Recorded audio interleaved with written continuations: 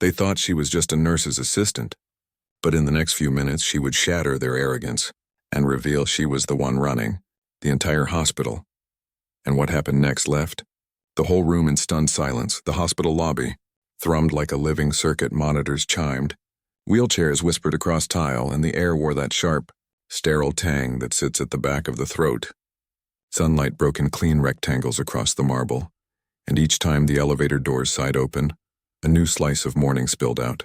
From one of those polished doors stepped a black woman in a tailored navy suit, posture straight as a metronome, heels tapping a measured tempo. Her badge flashed once, then settled crooked. The title hidden by a neat fold of lanyard, an accident that looked suspiciously like intention.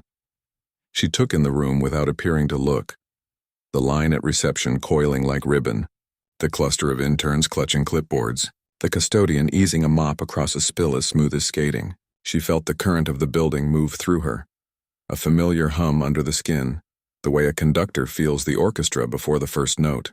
Then came the interruption. Polished grin, expensive cologne, a stranger's confidence. "Excuse me, miss," the tall man called, hand lifted like he was hailing a cab he already owned. "Where's the coffee machine? You must be one of the nurse's assistants, right?" The sentence struck the air and hung there bright and brittle. Conversation softened around them like people dimming lights. Two nurses exchanged a look, one of those quick, painful glances that say more than words dare. The woman's heel clicked, stopped, then clicked again as she pivoted with surgical calm. A small smile touched her mouth. Her eyes, however, were winter-like still. "Sure," she said, voice even, almost kind.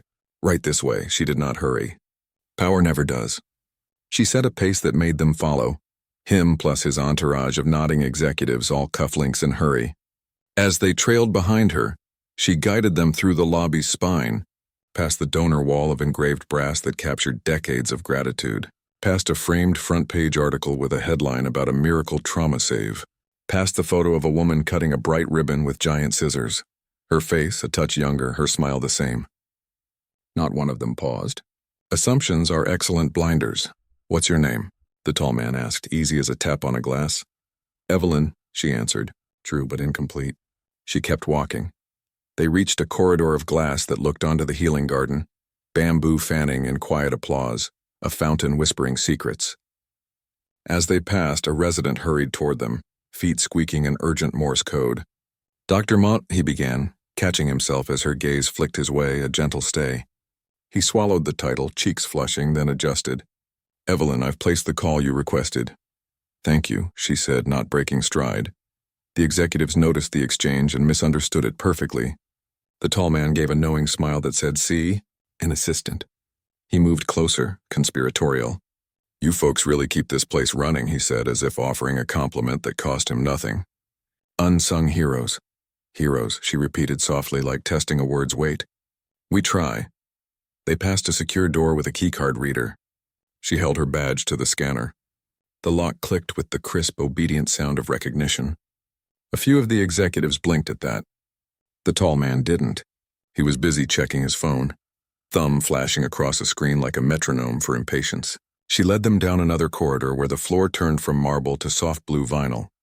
Footsteps hushed, voices automatically shrinking in respect for patients behind closed doors. From a nearby room came the faint rise and fall of a lullaby sung off-key, the kind that breaks your heart in the gentlest way. "Coffee this way?"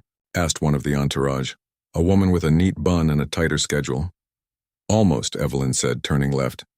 The signage above them read administration, but people who don't expect to see certain words rarely read them. She steered them past a row of offices where department chiefs glanced up and offered small nods. Those compact salutes traded between generals. The executives mistook them for pleasantries. She did not correct the error. She let it ripen.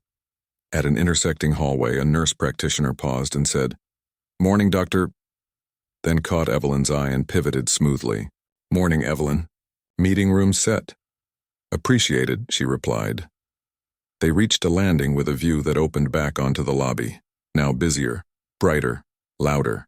The tall man gestured vaguely at the light. "So coffee?" "Of course." She directed them to a sleek alcove with a double espresso machine that looked like a chrome spaceship. She pressed a button. The machine purred to life, releasing a ribbon of scent richer than any apology. Cups stacked like white towers waited. She handed him one. He smirked. "You're good at this." "I've had practice," she said. Behind them, a pair of security officers wheeled a kiosk into place for the 9 a.m. community screening. A pediatrician waved to her. She lifted 2 fingers in a greeting as minimalist as her suit. The executive sipped, murmuring about margins, about throughput, about streamlining labor. Words that bruise when they dress as strategy. Evelyn listened the way a lighthouse watches storms, quietly, completely. Then, almost idly, she tilted her head toward the corridor they'd taken, the one lined with offices and framed achievements. "There's a conference room just ahead," she said. "If you have 5 minutes, I can point you toward something better than coffee." "Better than coffee?" The tall man laughed. "That I have to see." He would. Just not the way he imagined. Her heels resumed their measured tempo, that steady, unhurried music of authority.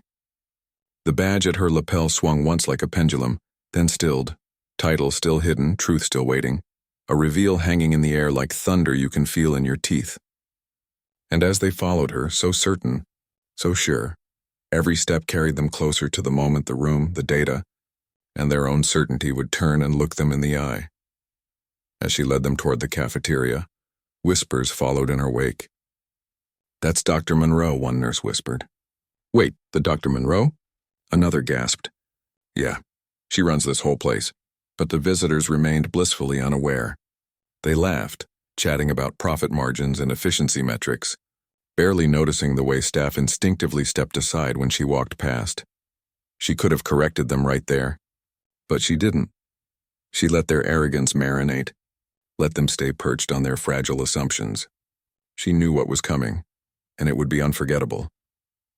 The conference room was chilled and sleek, a long table gleaming under the fluorescent lights. The visiting executives sat around it, joking about hospital bureaucracy and how these assistants are always running around. The door opened. Dr. Monroe walked in, not as their makeshift tour guide, but now flanked by 2 senior physicians and the head of operations. She didn't hurry. She didn't need to. She simply walked to the head of the table, pulled out the chair meant for the highest-ranking person in the room, and sat. For a full 5 seconds, no one spoke. Then the lead visitor chuckled awkwardly. Where's the director? Are we waiting for her?" Dr. Monroe finally turned her badge around, the gold letters glinting like sunlight on steel. "We're not waiting," she said smoothly. "I am the hospital director." The silence that followed was deafening. Their laughter evaporated. Their confident posture deflated. Not one of them dared meet her eyes. Dr. Monroe leaned forward, her voice soft but razor-sharp. "When you walked in here this morning, you saw the color of my skin and the gender I carry, and you made a decision about who I must be. You thought assistant. You never thought leader. That's the problem." She didn't raise her voice. She didn't need to. Every word sliced clean through the air. Then she began her presentation, a masterclass of vision, strategy, and command. Charts, numbers, projections, innovations. Her hospital was outperforming theirs by miles. She spoke with elegance and precision, turning every page like a queen laying down laws. By the time she finished, their expressions had shifted from smug amusement to humbled awe. When the meeting ended, the executives stood slowly, like people waking from a dream. The same man who had called her a nurse's assistant stammered an apology, his voice trembling. Dr. Monroe simply smiled. "Next time," she said, "assume excellence first." As she walked away, her heels echoing like a drumbeat of power down the corridor, the staff exchanged proud glances because today, they hadn't just witnessed a meeting, they had witnessed a reckoning, and no one in that room would ever forget the day they underestimated the black woman who ran it all.